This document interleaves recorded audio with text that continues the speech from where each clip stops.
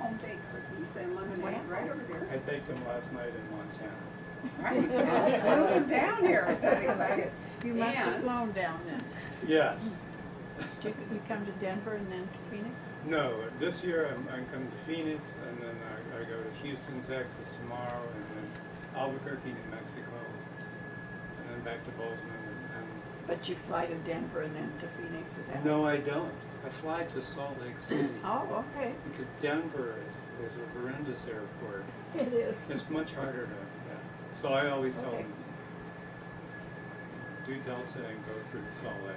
That's true, because Salt Lake's the Delta hub, right? Right. Going north. I've flown from here to Denver and then into Bozeman. Yes. And we had to circle and circle and circle because you can only have one plane on the ground at a time. Well, it's a small I We're in Bozeman, yes. Yeah, in Bozeman.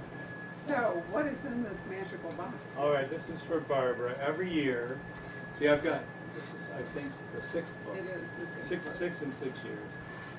And I used to tie a fly and send it to Jim Tierney, who was the art illustrator for Viking and Penguin. He's now freelance, but he still does my books. And I'd send him the fly so that he'd have something authentic to go from. Like the Royal Wolf. Yeah, so my first two books one, actually right. had flies on the cover. Right. And the rest have a fly somewhere, on the inside flap or on the spine. So this is called Papa's McGinty, which is after a seminary. So that, Oh, look at it.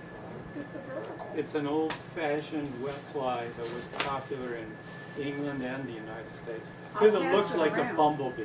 Right, let's let Susan get a photo of it for Twitter. And Here, be a little wait, we careful should- holding it, because I'm not sure that the, You're gonna have to how well the get right glue will up hold, into it yeah. because it's got the live stream, people.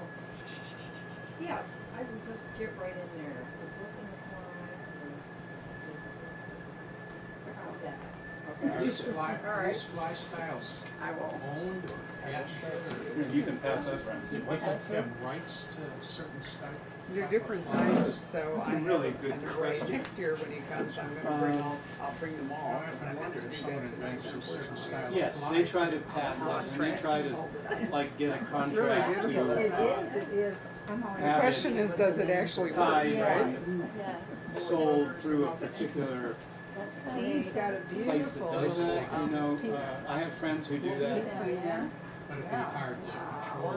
But if there's those, this fly dates back to the, probably dates back to the early 20th century at least. Really? Wow, That's fascinating. gorgeous. So anyway, We have to use these for the live stream. I know it's a pain, but Oh, okay. nonetheless, can we you do. hear? Okay. Well, they can hear regardless, but Oh, you okay. can't, the camera doesn't pick it up all that well. So in the tradition of our events together here, which have been 6 in number, we were remembering today that Keith came once with Nevada Bar and once with CJ Box, That's right. which is really fun. And there's some thought that we may do a little Western afternoon in February with Craig Johnson, who's coming down for fun. And if I can get Keith to come and maybe Margaret Cole, and we'll see who else, it'd be fun. But anyway, we started out with this tradition of the fly. The very first book, We did. and I think you got about the very first one. So this fly is for Papa Hemingway. I call it Papa's McGinty. You It call was it just Papa's called, McGinty, it was but called it the was- McGinty. No, but I mean, Yeah. the reason you tied it Right. for me Well, is because He of wrote, the Hemingway. well, because this book has sort of a Hemingway theme running through it, and he mentions in several of his books and articles this particular fly. And I think it's in The Sun Also Rises, but I know it is actually. Just a reference. Oh, that, okay. Thank you. Oh, it's not on? Did I do something wrong? No, you're good, that's. Okay. Now, we're playing past the microphone until Yeah. the new ones come. We're trying to upgrade our equipment so they don't all work. There's a wonderful foreword to Cold Hearted River, in which Keith tells you the real story behind why he wrote this book. And so rather than speak for you, why don't you recount it? Okay. Well, you know, for about 38 years, I've been a writer and an editor for Field and Stream magazine. And back in the 1970s and 70s and 80s, were my early years as like a contributing editor. And another person who was Jack Hemingway. And Jack was Ernest Hemingway's oldest son. And we sort of traveled in the same circles and fished together on occasions. And I fished with him in the Thompson River on at least 3 different years, I think, quite a bit. Back, I believe, in the early 1980s. And he wasn't really a friend of mine, but he was friendly with me. And he was a steelhead bum, what we call steelhead bum, always fishing for steelhead. And he would stay in the fancy hotel there on the river. It wasn't really fancy, called the Steelhead Inn. And I was a wannabe steelhead bum, which meant basically I wanted to stay married and never quite made the grade. And I would live but not married. Yeah, and I would live in a tent. Well, Jack was married, but his wife put up with it. Right, no, but just to be clear, you stayed married Yeah, I did. Right, being married trumped being a steelhead bum. Right. I stayed married. I didn't catch as many fish as Jack, but I stayed married. So one time we fished this run called the Graveyard. It's maybe the most famous steelhead run in the world. It's certainly one of them. And it is just downhill from a graveyard where all the graves point north. And it was just the 2 of us in this stretch of river, which is a long stretch of river, close to a quarter of a mile. And we'd just trade places. He'd fish down to the tail out and go back up, and I'd fish down and go back up. And so we'd cross paths every once in a while. And on towards dark, he hooked a big steelhead, and he did catch it right at the tail out.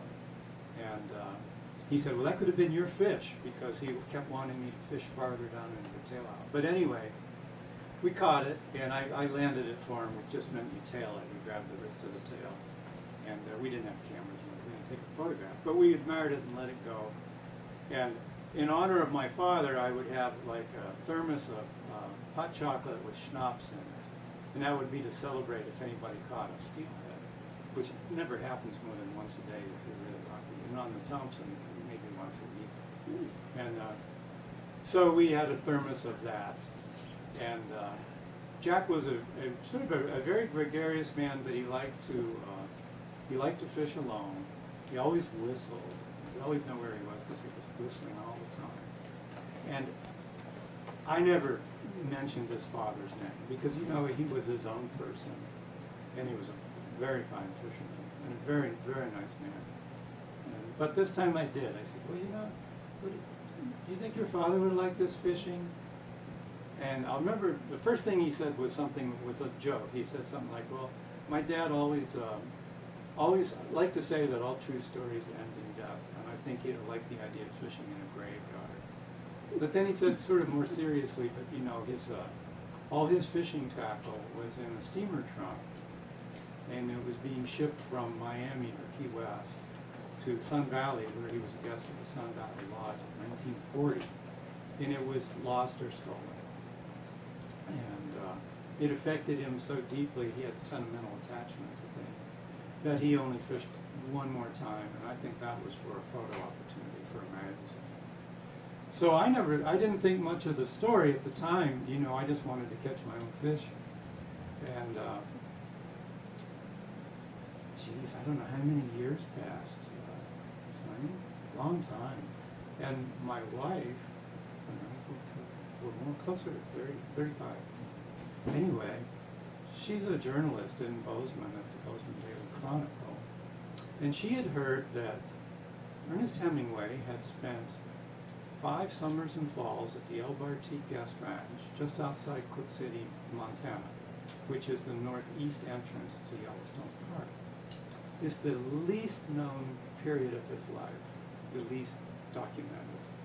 Yet it was probably his most prolific period as a writer. He finished A Farewell to Arms there, and he wrote most of For Whom the Bell Tolls. And in fact, the character, Robert Jordan, For Whom the Bell Tolls, is sort of a name, it's supposed to be from that area. So she decided that she wanted to write an article about this. and enlisted me to come down and help her do research, which is basically trying to find the old LBRT guest ranch and to take a photograph of the cabin where they stayed. But now there's very secret, you know, they won't let anybody in there. They hate that anybody has any idea Hemingway stayed there. Now I'll probably get in trouble, but anyway, so I went down there and she said, well, you know, you should really write one of your books with, you know, something about this, because it's sort of a unique thing. And I said, well, you know, I mean, I told her before, I used to fish with Jack, and I have this great story of Jack, of Ernest Hemingway losing or having stolen all of his great fishing tackle. But you know, so many years had passed that although I sort of remembered what Jack said, I didn't really remember the details of the trunk. Was it a trunk? Anyway, so the first person I asked was Valerie Hemingway, who's a good friend of mine, and she was Gregory's wife, his widow. Ernest Hemingway's youngest son is who she married. And she was his traveling companion and confidant and secretary for about 19 months towards the end of his life. She wrote a wonderful book about it called Running with the Bulls. And I asked her, and she didn't remember, but she didn't know Ernest Hemingway until just before he died. So then I talked to Patrick, who is Ernest Hemingway's only living child, his second son. And Patrick not only remembered it, he filled in some details. It was all this fine tackle from the Hardy brothers in London. And he remembered every year sitting down with his dad and trying to figure out how to convert pound sterling into American currency to order. So I thought, well, okay, I know that the story is true now. And then later, in fact, I even found written reference to it. But then I had, you know, at that point I had to figure out what to do with it. So it was sort of the premise for this book. It was what instigated it. But then, you know, you still have to write the book. Which is the hard part. Things. Right, lots of other things going on. You know, it must have been hard because Hemingway had, you know, that awful experience of having his manuscripts stolen from the Paris train station. They were in a trunk or a briefcase or whatever it was that his first wife had. And so it must have been really an awful feeling for him to now have a similar loss, even if different equipment, but nonetheless.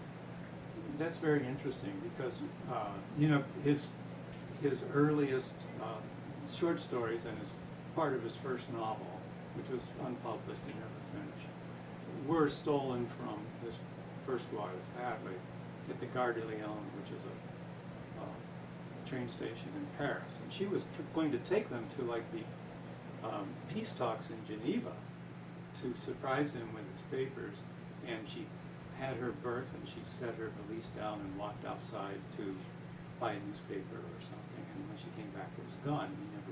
It was never Well, and the real recovered. tragedy was that she included the carpets.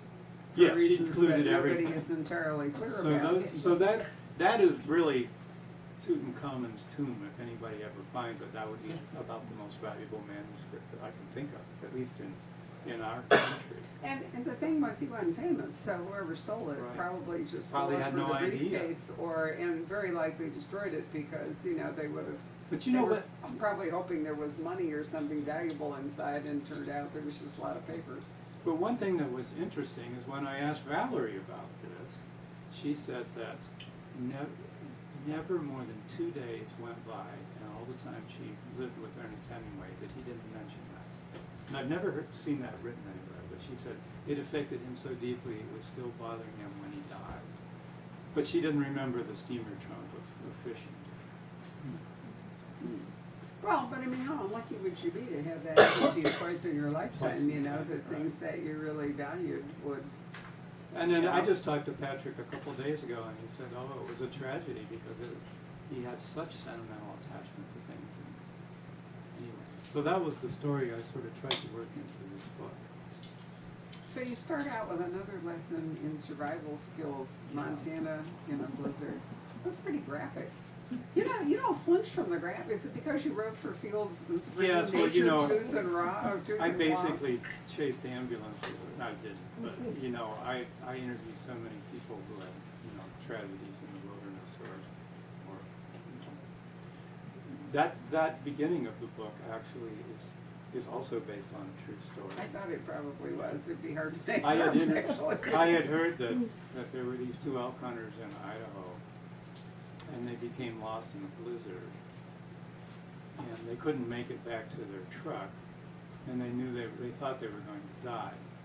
So it was suggested that they shoot their horses and climb inside the horse, you know, which you see in movies occasionally, but actually it's not a very comfortable thing. Not that I've done it. So sure enough, they shot each other's horses because they couldn't bear to shoot their own horses. And I spoke to, I interviewed the one man, and he said when they woke up the next morning, well, they didn't wake up, nobody's sleeping, trying to survive inside a horse. The sky cleared and they could see their truck. Oh, no. So that's the true story. That's the true story. And I sort of worked that into the book as well. Because I have an endless supply of those kind of things. I'm sure you do. Well, you've had some pretty arresting openings. You had a woman's body discovered in a chimney. Your last book, you had buffalo, driven over a cliff so they would fall and break their legs and whatever. You've not spared us. Well, the woman actually died just a couple of blocks from where I lived when I was a crime reporter in Bakersfield, California. She was in her 40s and a professional person, and so was her boyfriend. In other words, people who should have known better. And they had some kind of breakup, and she was pounding on his door. She wanted to confront him, and he wouldn't answer the door, so she tried to climb down through the chimney. She got stuck, and he wasn't home. And he didn't come home for days, and when he came home, she was dead. So that happened just a few blocks from me.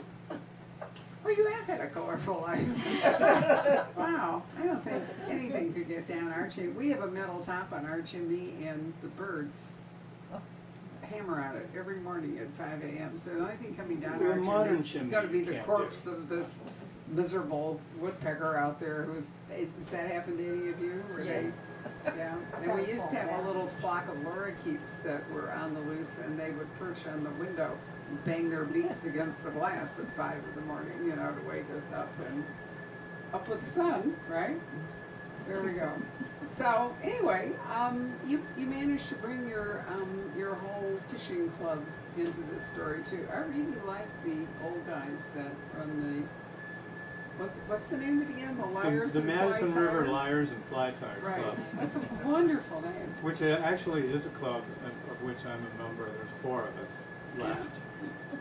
And each year, for more than 35 years, we go fish and camp on a river in Montana usually. And sometimes we'll float and camp. This year we camped on Upper Rock Creek. And, that's a tradition I actually share with Chuck Box, and I just sent him photos today that I took when we were on our trip. So that's the real Madison River Liars and Fly Tires Club. With the exception is that I'm really the only good fly tire. So it's a bit of a lie, but it's it's in the title, so what the heck. Well, but they're a really interesting group, and since they have money and whatever it is, they can do some things that Well, Sean may not necessarily That's right, be able to do. especially the president of Club Willoughby. And actually, you're sort of responsible for that, because you told me early on, like the second book, that it's nice to have characters or a character who has resources, who can send people places. And I kept note of that, and so I keep bringing them back, and now they're sort of an essential part. Well, they are, and that you've set up Sean to be. He's not regularly employed, and he doesn't have a lot of resources. So if he needs to go off, like in this book, to Michigan, Or to Cuba. or Cuba or whatever, he does have to have somebody willing to foot the bill. And I actually went to Cuba and Michigan, not really to research this book. I was sent to Michigan to do at a book festival, and I sort of grew up on the Osable River in Michigan, and so I went back to my home ground. And then about a year and a half ago, Field and Stream magazine sent me to Cuba to write a story about fishing there. And because of my friendship with Valerie Hemingway, I was able to get in there in his house. And so I was able to sort of piggyback that on everything. So I traveled all the places I wrote about.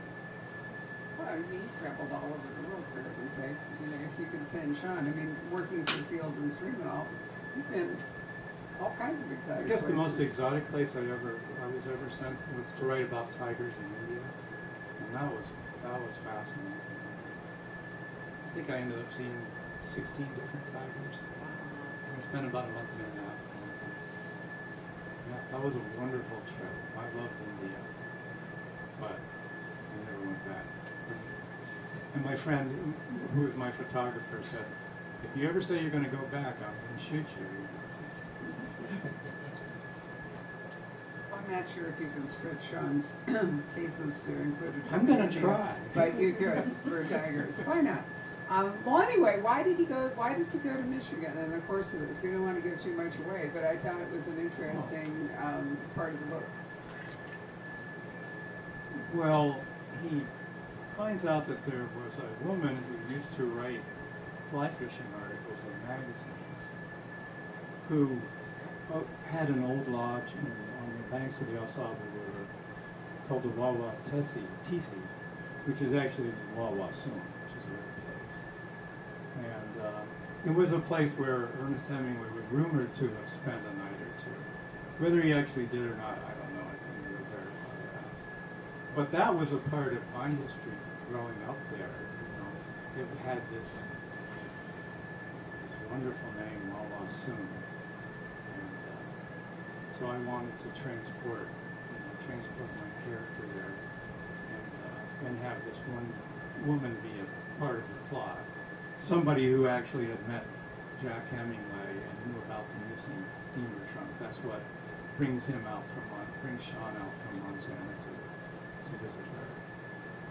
Oh, we didn't mention that there's an artifact that shows up in Montana that might very well have come from the trunk, or at least had Ernest Hemingway's initials on it, and so it starts this whole kind of treasure Yeah, hunt. that's sort of what triggers it all. Was when I mean, there's this an is a book artifact about a that comes treasure up. hunt. And, It's a book about treasure hunt, exactly, Right. which is based on a true story, and so that's really what it is. And that's an interesting question, you know, what might have been in the trunk besides the fishing Right. gear? Who knows? Right? Yeah. Well, maybe this will store somebody's memory and his trunk will. Well, somebody's got it, you know, or Somebody's got somebody has that. the remnants of it. And of Yeah, course, it's less likely the trunk was destroyed than the papers in the briefcase from the Gare de Lyon. yes, because the trunk had intrinsic value, Exactly. and the other had no value at all at the time because nobody knew who he was. Yeah, it would be interesting if something shows which triggers all this, but I would rather doubt it. There's also the idea that he was going through a divorce with his second wife, Pauline, at this time. Right.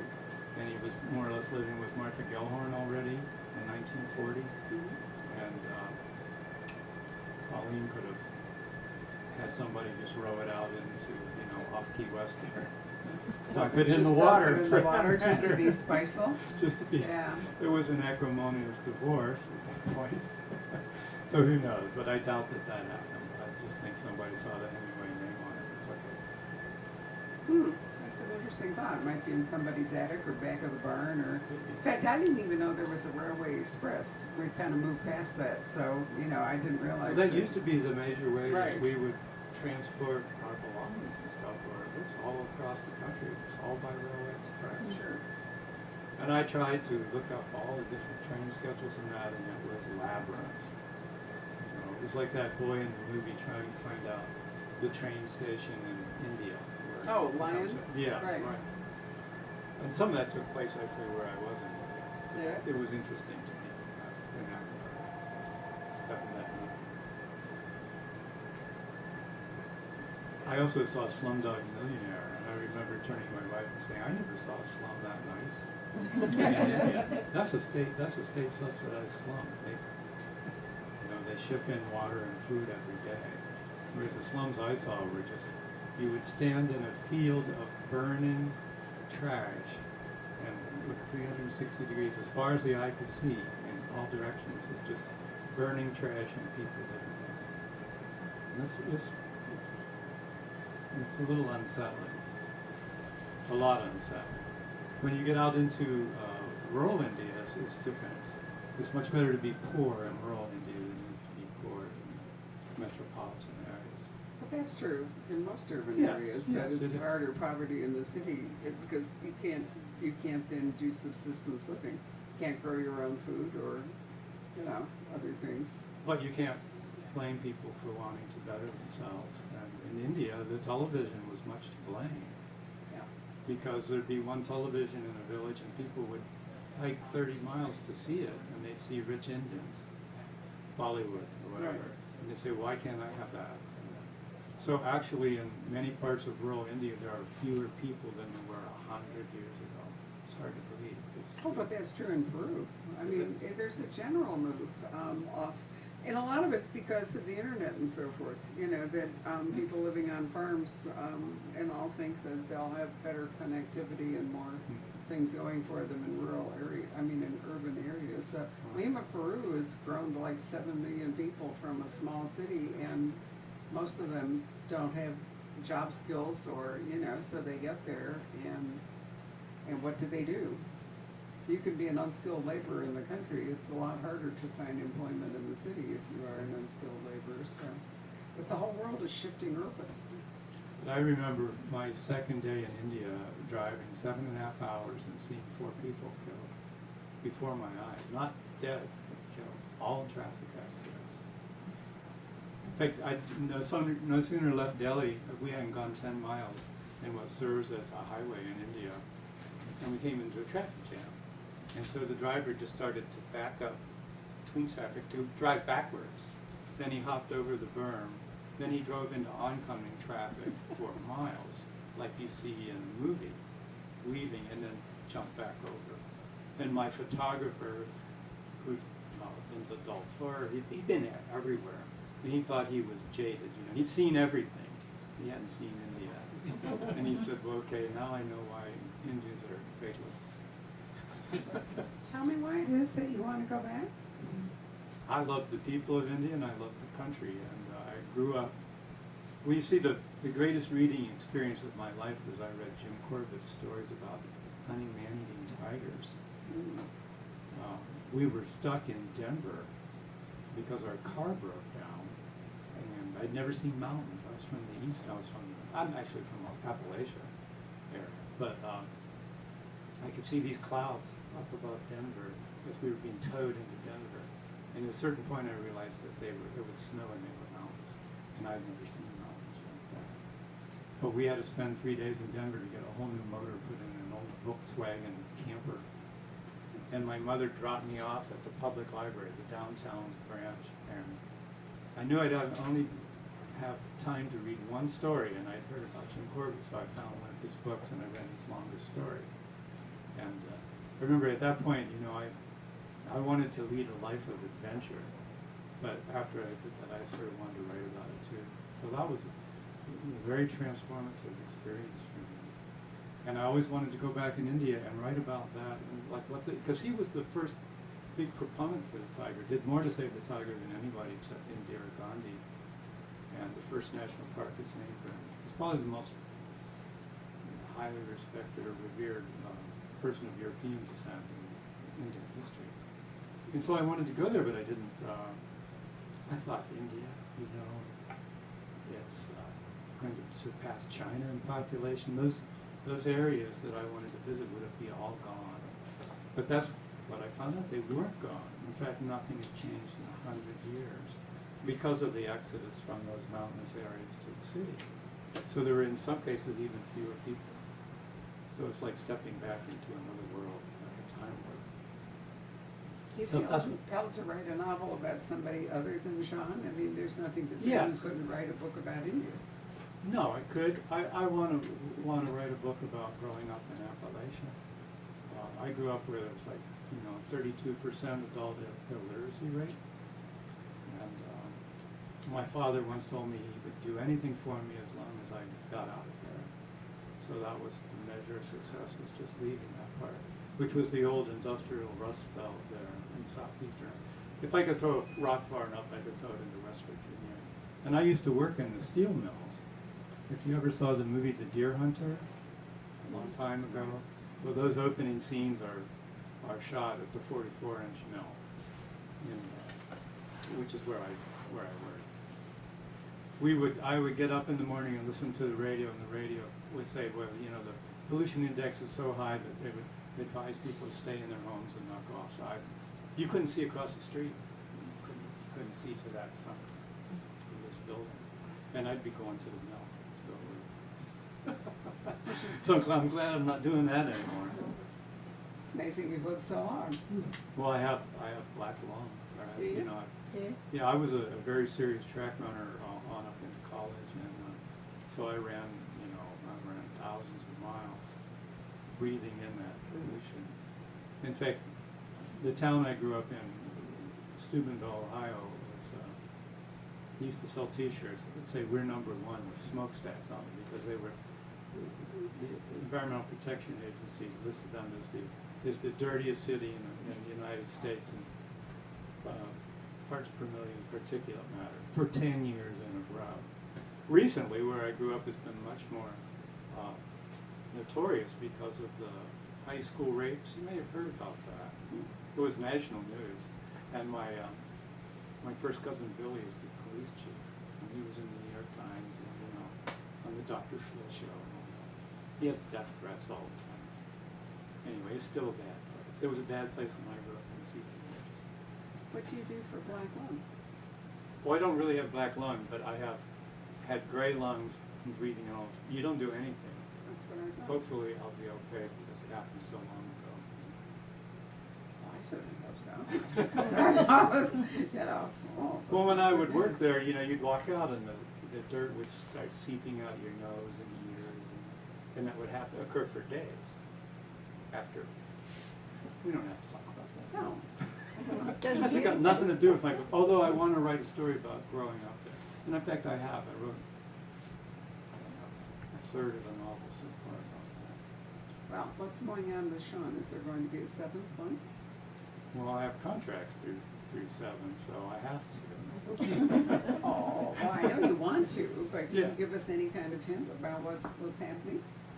Well, I want to write a book that's sort of centered on the Smith River in Montana. Is listed by American Rivers as the 4th most endangered river in the country. And it's, in my opinion, the most beautiful river in the country. And it's certainly the hardest to get a permit to float, with the exception of the Grand Canyon. And it's just beautiful.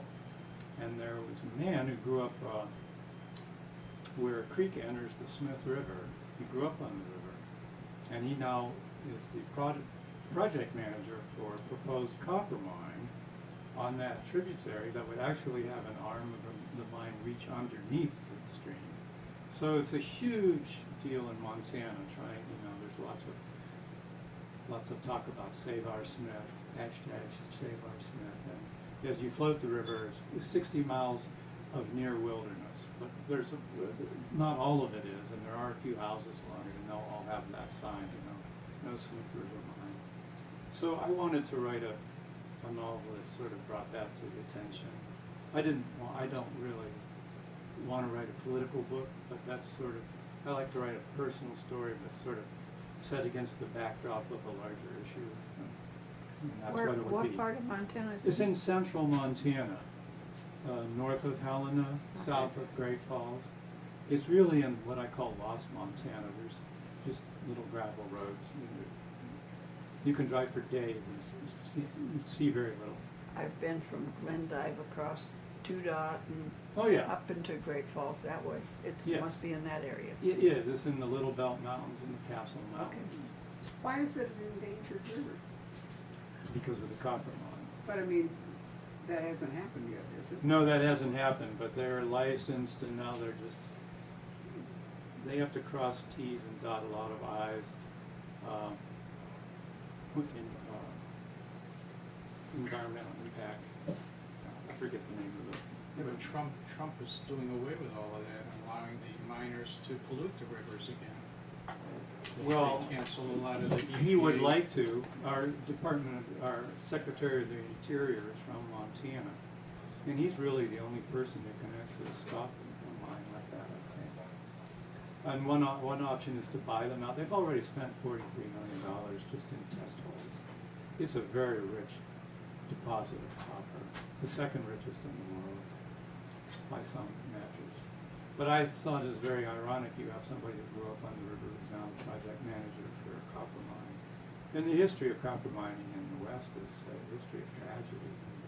Yes, we've had our share here in Yeah, Yeah, we Arizona, just right? had that, what was it, last year when the copper mine polluted the river that flowed all the way down here? Actually, I think it was, That was in Colorado. that was in Colorado, but it's not that far. But it ended up Yes. coming all the way down here. And I can't recall the name of that. You know, Was that when the dam broke for the Mhm. slurry or whatever it was? Right. Mining is always terrible. Well, but the project manager for this, I really think he's a well-meaning man, very highly intelligent, but the mining company is not even American owned. It's owned by a consortium of people, a trust fund, and centered in New York. Part of the mining company is from Canada, and the major shareholders are from Australia. And what happens in mining is, hard rock mining, they form a consortium of business partners for a specific project. When the project is done, the company disbands. Right. So there's really no one to sue, in a sense. And so at a certain point, the EPA has to take over and declare a Superfund site if there has been a tailings breach, which is the history of mining. There will be, or there certainly can be a tailings breach. So I just wanted to use that as a backdrop issue and have characters who grew up on the river, on opposite sides of the river and opposite sides of the mining issue. So I have to, get my characters up there somehow. You're always trying to stretch where people can go, outside of jurisdiction. Well, Martha's the sheriff in the local In the area, highlight county. so if Sean's going up there, she's not gonna have any legal authority up there. How Well, is she Sean will and if there's a Martha? connection with it. Oh, yeah? Montana counties are very flexible in that there's a lot of overlap and a lot of cooperation between sheriff's departments in various counties. Because there'll be different aspects in one or another. And they're such huge places. How are Sean and Martha getting along? We've had this discussion Well, they're getting before, along too. very well because I thought I'd been, shirking my duty and avoiding that, under the idea that as soon as you make people a couple who live together, they lose interest. And I used to think, well, that was because of the,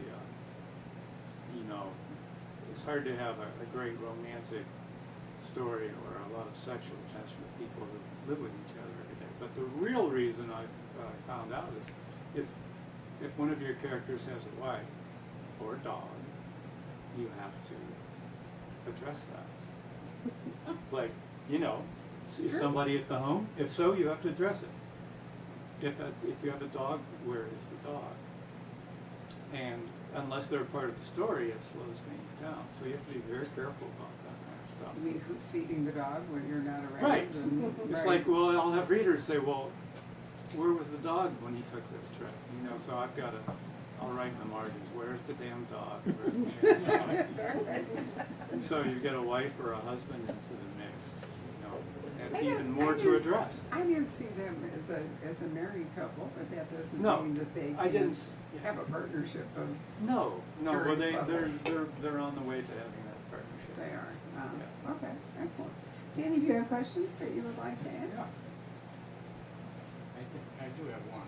Sure. A couple of years ago, I wrote a western set in southwestern Montana in 1877, and reading about that, I kept running across these accounts of ranchers and farmers at that time who these blizzards would blow in so quick that there were accounts of people getting lost just going from the house to the barn.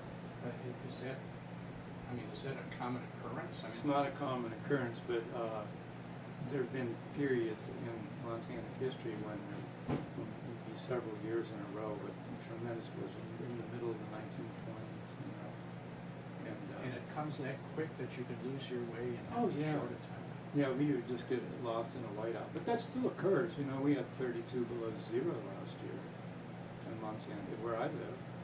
I rode my bike to work, 32 below zero. I spent many a day in that kind of weather.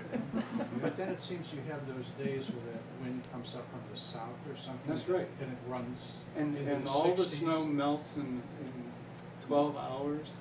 It's quite remarkable. We will have 60-degree swings of temperature all the time. That's a Chinook. Yeah, it's a Chinook. Chinook. It doesn't seem, we don't seem to have them in Bozeman as much, but like where my mother lives up on the Missouri River, you can just tell it just starts and everything goes. It's funny, we were just talking about that at my house the other night, and this guy that was there, he didn't know what a Chinook was. I said, well, look it up on your phone and see if I'm right. But you know, we still have times when cattle go into enclosures and die of exposure in the enclosures. So, I mean, I draw the line around 12 to 15 below. You become a connoisseur of cold temperature. 12, 15 below is easy to manage if you dress correctly. But when the temperature drops to a certain level, then can't the animals want their lungs freeze if they're out? I don't really know what kills cattle at those temperatures, but I know cattle do die. But I don't think it happens too often. If they can get out, if they can get out of the wind. Just 15 below sounds good. 15 below, 15 below starts getting really cold. 15 to 18 below, into the minus 20s, minus 30s. You know, I've been up in the UP in Michigan. Oh yeah. When it's down that low. I had a friend who had a place up on Lake Superior. Superior. Is that- Mhm. Yeah. You had to take the snowshoes to get into the cabin. Well, you were. Oh, that happens in Montana all the Yeah, time. I'm sure. Snowmobiles usually. Yeah. Anyone else? Yeah. You got my attention talking about fishing for steelhead on the Thompson. Oh yeah. I've caught many, many steelhead in western Washington on flies. Just wondering, did you ever catch one on a fly? Oh yeah. Okay. Yeah, and I think at last count I fished close to 30 steelhead rivers. British Columbia, Washington, Mm-hmm. Oregon, Idaho. The Still-Squamish River in western Washington is Yes. fly fishing only in the summertime. Right. And I was born and raised out. I've caught so Yeah. many steelhead on flies. The North Fork is still North Fork is still. Mm-hmm. Yeah, that's not very good now. No, it's terrible. There's no fish anymore. Right. Why not? The native fish have died out over the years just from mismanagement. There's been mismanagement. And- They've polluted the stocks with hatchery fish, which Right. kills off the, and also there's been a lot of exploitation both by white commercial fishermen and by the By the Indians, tribes. by the tribes, you know, because in the Judge Bolt decision, I was living in Washington when the Judge Bolt decision came down, which gives So was I. Native Americans rights to half of the fish. Mhm. But it wasn't meant to just be a commercial thing for them, and so it's become a commercial. So between the tribal netting, commercial netting, the degradation of the habitat in particular, Mhm. and the introduction of stocked fish, a place like the North Fork, the Still-Squamish, which was very famous, is basically barren. And a lot of the streams that used to host a lot of steelhead and their spawning have now dried up or just become uninhabitable for the steelhead because of logging. Because a lot Which, of, and I defend logging. I was a logger for many years up there, but that has had a tremendous effect on the spawning of the steelhead and the salmon. So I used to go there every year to fish in the Sauk and Skagit, you've got to be kidding. So you've been to Darrington. the Still-Squamish, and the one with the beautiful name. Seattle, I can't remember. Skagit. Not the Skagit. There's Yeah. this thing with the salmon in Alaska that's just getting less and less this year. I think they had the lowest amount of proper river salmon in And that, decades. yeah, I'm not sure about that. I don't know that issue as well. I do know I floated a river in Alaska, just a wonderful river, the Good News River System, which flows towards Russia. In 100 miles you see no indication that a human being has ever been there. Wonderful. In fact, the pilot didn't want to drop us off because he didn't think we could get through the upper 30 miles where the river grades. So only about once every 4 or 5 years would a party go through. So it's basically a virgin wilderness. You just fly down and you drop off and you think nobody has ever been there ever. And I have traveled around the world in places like the Himalayas, and I thought, well, I've seen everything, and I've seen lots of beautiful country in our country as well as British Columbia. And I said, why is Alaska so special? But it is. You get in that plane, you fly over there, think, okay, now I understand it. It's the last untouched wilderness in places, and it's cheap to visit. It's inexpensive. There's no place you can do that. Well, but with global warming is changing. Every time I go to Greenland, which has been fairly often, all things considered, you land higher up in the northerly direction. Originally, you could only be at the very bottom, and now, you know, Right. you can visit it as a tourist, and you're halfway up the coast and whatever. So Well, our it's Glacier actually National happening. Park basically has Well, no Glacier's glacier basically anymore. gone, Yeah. right? And even Glacier Bay in Alaska, the glaciers are largely gone. And in the Madison Valley, which I write about, each year they find rattlesnakes farther and farther upstream as they slowly expand their territory and, you know, with the warming and the traffic. Right. I like the snakes, so. I don't. I know, I can tell that. Do the fish Certainly. and the trout still have that whirling disease? Yes, that's still a problem in some areas. It's not like it used to be. Now there's another disease that's worse. Because that kind of devastated the fishing on the Beaverhead for a while, didn't it? Well, on the middle section of Rock Creek, primarily on the Madison, but there were a number of other places around the state, yes. It's sort of a complex subject. For example, not to bore the others, but on the Madison River, it affects the rainbow trouts. They're the fish that die. And they expected the brown trout to move into the niche, and they didn't. So that river was sort of permanently damaged.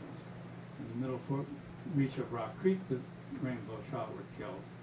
The brown trout moved into the niche. It's the same overall structure, same overall number, just a different species.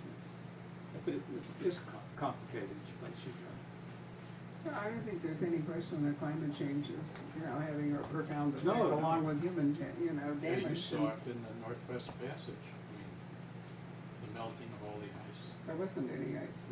It wasn't even- 35 days to cross the Northwest Passage, there wasn't any ice. Now, Well, 10 years ago, they got stuck. Yeah. So, Montana used to, you know, it has like famous for having a 5-week elk season. And when I first moved to Montana, that was very frigid weather. And now it's like summer. You know, last Yeah. year, I wanted to research this book. I wanted to write about the Smith River. And that's typically only floated in the summer, or early summer. And nobody'd ever dream of floating it in November. But my brother and I floated it in November, and it was beautiful weather, 65 degrees every day in November in Montana. in November. For 2 weeks. For 2 weeks. Have you ever been to Reservoir Lake? Reservoir Lake? Uh-huh. It's in No. Beaverhead County. Well, that's the most beautiful place on earth as far as I'm concerned. That's the name of the lake? Reservoir Lake. Uh-huh. It's, well, you go south of Dillon, Huh? turn off like you're gonna go to Salmon, Idaho, go up past Grant, It's sort of Lima. and go up Bloody Dick Creek. There's the Italian peaks there. Instead of going to the left to go to Salmon, Idaho, you kind of veer off to the right. I know where you are, but I don't know that. Oh, it's a pretty lake. It's so pretty. It's gorgeous country up there. Well, We did it, Rob and I did a trip up and down the Columbia a couple of years ago, which I can't recommend to you highly enough. On the Columbia River Gorge is gorgeous. And of course, there's a huge amount of controversy about the dams and whether they should, now that you don't need the water power, whether they should, you know, let the river run wild again, and, or at least some of it. Oh, yeah. I'm But it involved in ends, that. it ends over in Idaho.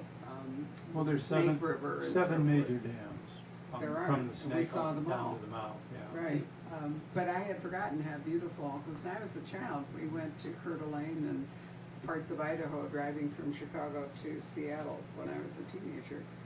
And I had forgotten how gorgeous it was, so when we ended this trip in Idaho where the Snake River is and all, we drove around some to see it all. Then I had to get back there for Brad Thor, so I couldn't stay all day. That's my life, a series of deadlines. But it really is beautiful. Well, where I grew up in Montana, that town is now underwater, Clark Canyon Dam. Oh, yeah? That's where I grew up, as Armstead. Okay, sure. Yeah.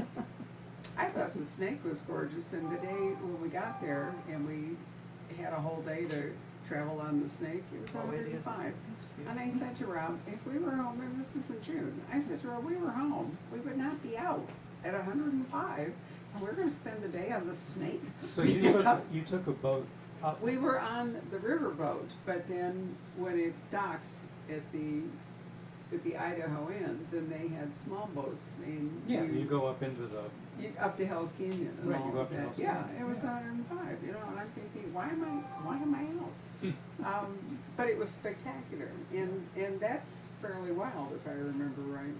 It's the deepest canyon in the Yeah, United but States. I don't think deeper than the there's ground. not a dam. I mean, No, it's just you're running. up above there. Right, yeah, but it was gorgeous. It forms the border between Idaho and Washington at that point. Right, and I don't know if they'll ever dismantle any or all of the dams on the Columbia, and there's some complicated stuff with native villages and fishing rights and all kinds of things, so it's a deeply difficult subject. On the other hand, I lived in Tennessee for a long time, and the TVA, the project there, prevented a lot of flooding, so it was a different problem. It turned out to be for power, but it was also to prevent the devastating flooding. So there's a lot of that went on in the 30s. And now we're rethinking some of it. Yeah, there's a real good book called The River Lost, which is about the Columbia. Right. But isn't the Colorado, haven't they recently let the Colorado Delta run free again? I think I remember that They had happened. some major releases to, I Yeah, forgot but I what think trying to they either got reestablish rid of the- the dam or did something, but they were trying to at least get the delta of the Colorado, to be healthy again, so. Who knows, maybe with all the new changes in power with gas and wind and everything, a lot of the reason for dams will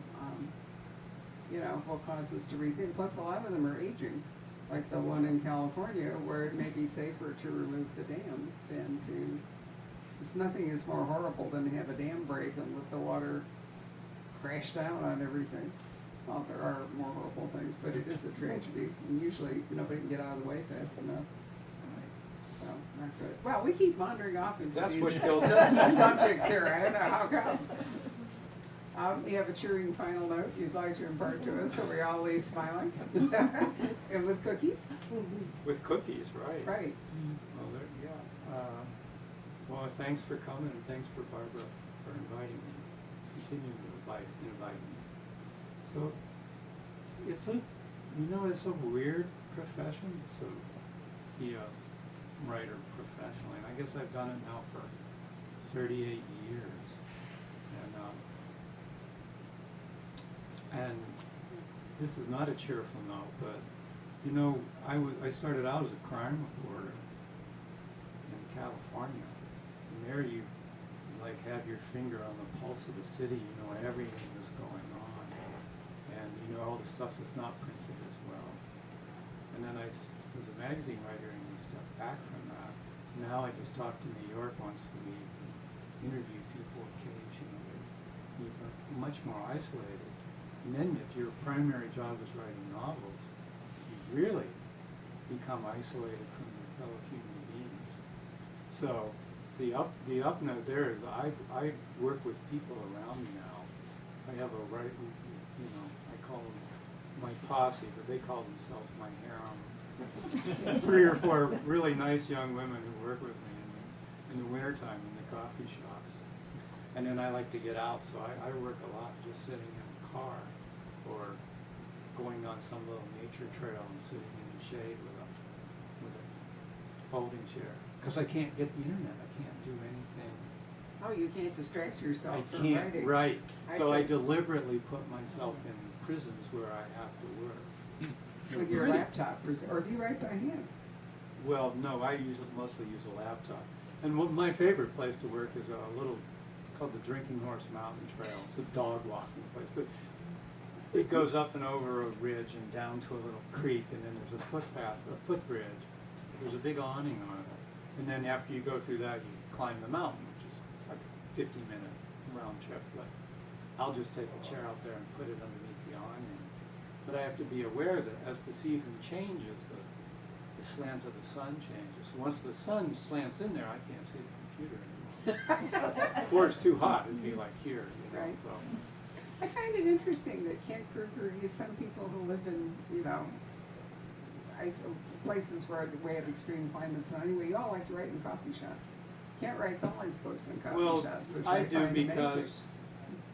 I had two, you know, my wife and I have two children, and you wonder when that separation anxiety or whatever starts, empty nest syndrome. Well, it starts the day your youngest child goes to college. That day I came back from school when my daughter went away to college, and the house is so quiet.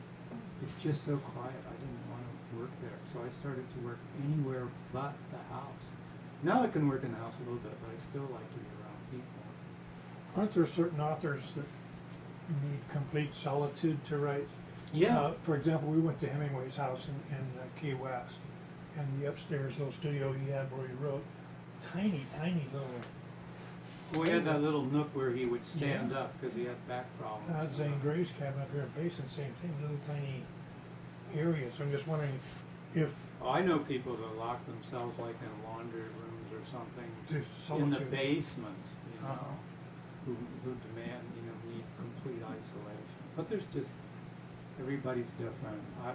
I like to have people around me. so you don't get distracted easily. No, but you know what happened? I wear like reading glasses, not like progressive lenses, but just reading glasses, and therefore anything beyond about here is just a tiny bit fuzzy. So I can have people swirling around me, and I'm not really seeing them clearly, or I don't know. An hour can go by and I don't even know where I am. So no. You don't hear them, see, it's the noise that distracts me. It's not the visual. Well, But it's the- I have trouble if there's noise. I don't mind the noise, but it has to be the right kind of noise. Oh, okay. Some radio station, you know, some music I just can't listen to. You know. Or some TV program. There was a wifely comment. Okay. He wears headphones because Uh-huh. I don't watch TV at all. I'm a reader. Yeah. So he wears headphones so that the TV doesn't bother me Yeah. and I can sit there and read. My husband likes to cook, and he could see this huge TV from, you know, from his kitchen thing, and so he wears his headphones because he has to turn it up so loud that wherever I am, I would have to That listen too, to yeah. it. So we all have our compromises as Yeah. they go. And Yeah. everybody's different. There's Yeah. more ways to do it. You know, and I'm also one of those writers that, you know, doesn't know what he's doing. Basically, I have an idea for a first chapter, and I just sort of go from there. And I know a lot of writers who would never do that. You know, they outline everything. You know, sometimes meticulously. Right. Or like Chuck Box will tell me, well, you know, when time gets up, I just cling to that outline like a lifeline. And it's great, it works for him. But for me, it doesn't work, you know. I just can't think that way. So I have an idea in the beginning, and then I just sort of am lost in the wilderness for a long while. 40 days wandering in and out, right. Oh, well. Right. No, it's true, the creative There's a- process is completely different. Completely different, right. Right. There's a great, what's that quote? Something like, if you can see your path laid out before you, step by step, that's not your path. Your path you make with each step you take. And that's the way I write. I'm not saying it's the best way, but If it works for It you, works it's for the me. best way. Exactly, if it works for you, it is the Yeah. best way. Maybe it, you know, is the reflection of your time in the wilderness. and I know that, and I sometimes will know the ending too, you know, but I don't know much else. how to get there. Well, Or so how far to you've get there. managed it very well. Yeah. I'm trying. Right. Indeed so. Well, thank you all very much for Yeah, coming this thank you. evening, and we appreciate it. And Keith can walk over to that little table, sign your books, and for heaven's sake, Sure. have a cookie. I'm going to have one. Yeah, have a cookie. And we have lemonade I as brought them well. all the way from Montana.